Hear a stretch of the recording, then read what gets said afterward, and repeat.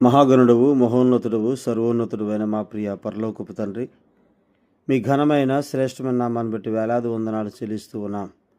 ప్రతిదినం మీ రీతిగా మీ పాదాల చెంత చేరి శ్రేష్టమైన మీ మాటలు ధ్యానించడానికి మీరిస్తున్న శ్రేష్టమైన మహాకృపను బట్టి వందనాలు. వాక్యం వింటున్న మా శ్రోతలందరినీ దీవించండి, బలపరచండి, ఆశీర్వదించండి.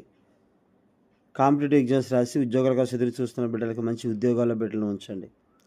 విదేశాల్లోనూ మా బిడ్డల కోసం ప్రార్థిస్తున్నాం. ఆరోగ్యమును, శక్తిని, బలాన్ని వారి డ్యూటీల విషయంలో మీ కాపుదల భద్రత ఇచ్చి నడిపించండి. దూర ప్రాంతాల ఉద్యోగాలు చేస్తున్నారు బిడ్డలు, మీ కాపుదల కృప భద్రతనిచ్చి నడిపించండి. హాస్టల్ నుండి చదువుతున్నారు బిడ్డలు, చక్కని ఆరోగ్యమును, జ్ఞానం ఇచ్చి నడిపించండి. అనారోగ్యంగా ఉన్న వారికి ఆరోగ్యము దయచేయండి. గర్భఫలం కావలసిన వారు ఉన్నారు, గర్భఫలం వారికి అనుగ్రహించండి. వివాహాలు కావలసిన వారికి వివాహాలను సిద్ధపరచండి. అన్ని సంఘాల్లో ఉన్న సకల పరిశుద్ధులకు మీ కాపుదల భద్రత ఇచ్చి నడిపించమని యేసయ్య పరిశుద్ధ నామములో అడిగి వేడి ప్రార్థిస్తున్నాము తండ్రి, ఆమెన్. అందరికీ వందనాలండి. కీర్తన గ్రంథం 29వ అధ్యాయం 8 చరణాలు మనం చూసాం. 9వ చరణాన్ని ఈరోజు మనం ధ్యానం చేద్దామండి.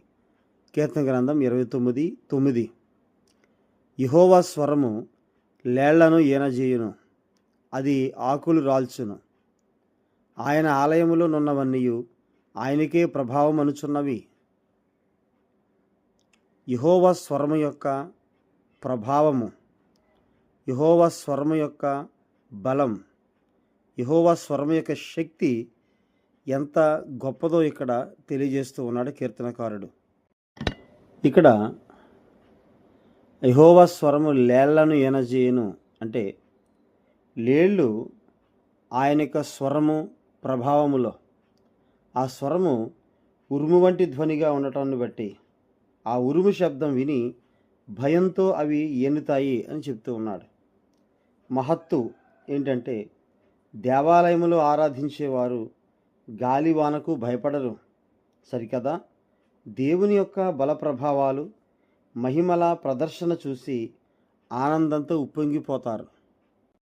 ఈ కీర్తన సందర్భంలో ఆలయము అంటే పరలోక రాజ్యం అని అర్థం. ఆలయము అనగా పరలోక రాజ్యం. ఆయన ఆలయములో ఉన్నవన్నీ అంటున్నాడు. కీర్తన గ్రంథం 11వ అధ్యాయం 4వ చరణం అండి. యెహోవా తన పరిశుద్ధాలయములో ఉన్నాడు. యెహోవా సింహాసనము ఆకాశమందున్నది. ఆయన నరులను కన్నులారా చూచుచున్నాడు. తన కనుదృష్టి చేత ఆయన వారిని పరిశీలించుచున్నాడు. యెహోవా తన పరిశుద్ధాలయములో ఉన్నాడు. ఇది పరిశుద్ధాలయము లేదా ఆయన ఆలయములో అనగా ఇది పరలోక రాజ్యానికి సంబంధించిందిగా మనం చూస్తూ ఉన్నాం. అట్లాగే మీకా గ్రంథం 1:2లో చూస్తే, మీకా 1:2, సకల జనులారా ఆలకించుడి, భూమి నీవును నీలోనున్న సమస్తమును చెవియొగ్గి వినుడి. ప్రభువు యెహోవా మీ మీద సాక్ష్యము పలుకబోచున్నాడు. పరిశుద్ధాలయములో నుండి ప్రభువు మీ మీద సాక్ష్యము పలకబోచున్నాడు. పరిశుద్ధాలయములో నుండి అనగా పరలోక రాజ్యములో నుండి అని అర్థం. కాబట్టి ఆలయము అంటే పరలోకము. ఆ పరలోకము నుండి ఆయన సమస్తమును మనల్ని పరిశీలిస్తున్నాడు, చూస్తున్నాడు. సో ఆయన ఆలయములో ఉన్నవన్నీ ఆయనకే ప్రభావం అనుచున్నవి. అంటే ఆయన ఆలయములో ఉన్నవన్నీ అనేటువంటి పదం 1వ వచనంలోని దైవపుత్రులను లేదా పరలోక రాజులను సూచిస్తుంది. 29:1లో చూస్తే ఇదే కీర్తనలో, దైవపుత్రులారా యెహోవాకు ఆరోపించుడి, ప్రభావ మహాత్మ్యములను యెహోవాకు ఆరోపించుడి. పరలోక రాజ్యములో ఆయన ఆలయములో ఉన్నవన్నీ అంటే అక్కడున్న సమస్త పరిశుద్ధుల సమూహము ఆయనకే ప్రభావం అనుచున్నవి. రాకడ తర్వాత, రెండవ రాకడ తర్వాత మనందరము కూడా ఎత్తబడిన సంఘములో ఉంటే అందరము చేయాల్సిన పని కూడా అదే. ఆయన ఆలయములో ఉండి మనము ఆయనకే ప్రభావం అని మనం చెప్పాలి. ఆయన పరిశుద్ధుడు, పరిశుద్ధుడు, పరిశుద్ధుడని వేవేల దూతల మధ్య ఎలా అయితే ఆయన కొనియాడబడుచున్నాడో మనం కూడా అక్కడ ఉండి ఆయన్ని ఆరాధించడం, స్తుతించడమే పరలోక రాజ్యములో. అందుకు ఆయన చెప్తున్నాడు, యెహోవా స్వరము లేళ్లను ఈనజేయును, అది ఆకులు రాల్చును. అంటే ఆకులు రాల్చేంత ప్రభావము ఆయన స్వరములో ఉందని. ఆయన ఆలయములో ఉన్నవన్నీ ఆయనకే ప్రభావం అనుచున్నవి. ఆయనకే ప్రభావము, ఆయనకే ఘనత, ఆయనకే మహిమ. కాబట్టి ఆయన స్వరం, ఆయన శక్తి, ఆయన ప్రభావాన్ని మనము గమనించాల్సిన వారమై ఉన్నాము. తెలుగు బైబిల్లో మనకి ఆయన ఆలయంలో ఉన్నవన్నీయు ఆయనకే ప్రభావం అనుచున్నవి అని ఉంది.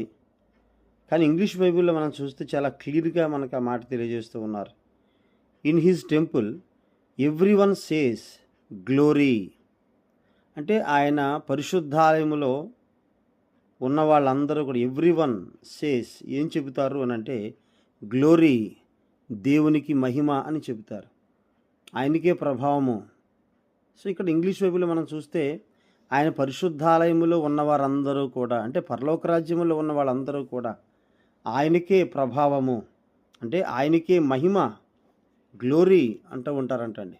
అంటే అక్కడ ఉన్నటువంటి పరిశుద్ధుల స్వాస్థ్యము, అక్కడ దేవుని తేజస్సు నింపబడి ఉంటుంది కనుక అక్కడ అందరూ కూడా పరిశుద్ధుల సమూహం అంతా కూడా ఆయనకే మహిమ, ఆయనకే ప్రభావం అని ఆయన్ని మాత్రమే కీర్తిస్తూ ఉంటారు. 26:8 ఒకసారి మనం చూస్తే అంటే కీర్తనలు, యెహోవా నీ నివాస మందిరమును నీ తేజోమహిమ నిలుచు స్థలమును నేను ప్రేమించుచున్నాను. ఆయన తేజోమహిమ నిలిచే స్థలం దేవుని ఆలయం. ఇక్కడ భూలోకములో ఉన్న ఆలయమే కాదండి, పరలోకములో ఆయన దగ్గరున్న ఆ పరిశుద్ధాలయములో కూడా ఆయనకే ప్రభావం, ఆయనకే మహిమని ఆయన్ని నిరంతరము వాళ్ళు ఆరాధిస్తూ ఉంటారు, ఆయన్ని మహిమపరుస్తూ ఉంటారు. కాబట్టి ఆయన ఆలయములో ఉన్నవన్నీ అంటే ఆయన ఆలయములో ఉన్న పరిశుద్ధులందరూ ఆయనకే ప్రభావము, ఆయనకే మహిమ చెల్లునుగాక అని దేవుణ్ణి స్తోత్రము చేస్తూ ఉంటారు. ప్రకటన గ్రంథంలో ప్రకటన 4వ అధ్యాయం అండి, 4వ అధ్యాయం 8వ వచనం, 8 నుంచి, ఈ 4 జీవులలో ప్రతి జీవికి 6 రెక్కలుండెను, అవి చుట్టూను రెక్కల లోపటను కనులతో నిండి ఉన్నవి. అవి భూత వర్తమాన భవిష్యత్ కాలములలో ఉండు సర్వాధికారియు దేవుడునగు ప్రభువు పరిశుద్ధుడు పరిశుద్ధుడు పరిశుద్ధుడు అని మానక రాత్రి మగళ్ళు చెప్పుచుండును.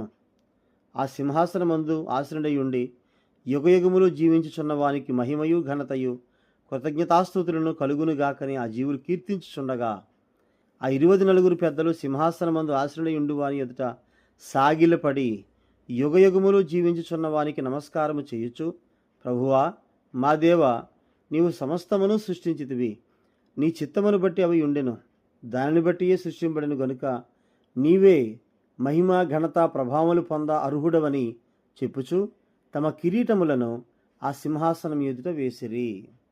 అక్కడ ఉన్నటువంటి పెద్దలు కూడా, 24 పెద్దలు కూడా, అలాగే ఆ దూతలు పరలోక రాజ్యములో చేసే పని ఏంటి అంటే నిరంతరం ఆయన్ని మనము ఆరాధిస్తూ ఉంటాం, నిరంతరం ఆయన్ని స్తోత్రిస్తూ ఉంటాం, నిరంతరం ఆయనకి మహిమ ఘనత ప్రభావాలు మనము చెల్లిస్తూ ఉంటాం. కాబట్టి అటువంటి నూతన యెరూషలేము, అటువంటి పరలోక రాజ్యములో మనము దేవుని ఆరాధిస్తూ ఉంటాం. ప్రతి వంశములో అక్కడికి చేరినటువంటి వారందరూ కూడా, ఒకసారి 11:17 కూడా అండి ప్రకటన, వర్తమాన భూతకాలములలో ఉండు దేవుడవైన ప్రభువా సర్వాధికారి, నీవు నీ మహాబలమును స్వీకరించి ఏలుచున్నావు గనుక మేము నీకు కృతజ్ఞతాస్తుతులు చెల్లించుచున్నాము. ఆయనకి నిరంతరము కూడా కృతజ్ఞతాస్తుతులు చెల్లిస్తూ ఉంటారు. కాబట్టి పరలోక రాజ్యములో అందరము కూడా ఆ రాజ్యములు చేరితే మన పని ఏంటి అంటే నిరంతరం ఆయన్ని మనం స్తుతించడం, నిరంతరం ఆయన్ని ఆరాధించడం, నిరంతరం ఆయన్ని మహిమపరుస్తూ గొప్ప చేయడం. కాబట్టి అటువంటి దేవాలయములో ఆయన మాత్రమే మహిమా ఘనత ప్రభావాలు పొంద అర్హుడని ఇక్కడ తెలియజేస్తూ ఉన్నారు. కాబట్టి ఆయన ఆలయములో ఉన్నవన్నీ ఆయనకి ప్రభావం అనుచున్నవి. ఆలయములో ఉన్న వారందరూ కూడా ఆయన్ని మనము మహింపరచాలి, ఆయన్ని ఆరాధించాలి. కాబట్టి ఆయన స్వరం అంత శక్తి కలిగినదా మనకు అనిపిస్తుంది. ఆయన స్వరం అంత శక్తి కలిగదైనా కూడా మనతో మాట్లాడేటప్పుడు చాలా చక్కని, మెల్లని, మృదువైన స్వరముతో ఆయన మాట్లాడతారు. ఆయన వాక్యం ద్వారా మాట్లాడతారు, ఆయన దర్శనాల ద్వారా మాట్లాడతారు, ఆయన కళల ద్వారా మాట్లాడతారు. కొన్ని సందర్భాల్లో ఆయన నేరుగా ఆ మృదువైన స్వరముతో మనం మాట్లాడతారు. అంత మహిమ కలిగినటువంటి స్వరము ఆయన స్వరము.